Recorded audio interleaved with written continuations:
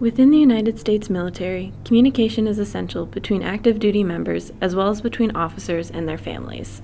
Once you are a member of the military and you end up having a family, a significant other, or children, that sort of thing, they're part of the family. So we communicate in a number of different ways. We communicate most directly with the enlisted member or the military member themselves. So for example, as a squadron commander, which is what I've done for a couple times, I communicate daily with everyone who I work with and who works in my unit. They are expected to pass on important things to their families, just like any business. Of course, there's social media. There's lots of emails usually going back and forth.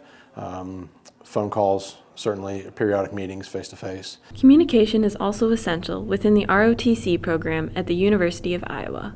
For our communication, we get emails. So like the seniors or the MS4s are in charge of dispersing the information we need because they're in charge of like gathering the information we need. And so they do so like with the cadre, so the people in charge of us. And so them and the cadre talk about it, and then they send us emails on what we need to know.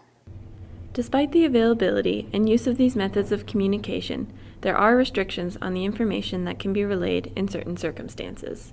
We discourage talking about time frames and returns and that sort of thing, just from a protecting the family, protecting the member who is deployed. For example, if they were coming back scheduled to come back on a Thursday, that's one of the big deals, right? You know, they'll go, oh my gosh, they're coming back on Thursday, and then a plane is delayed, and everyone's disappointed.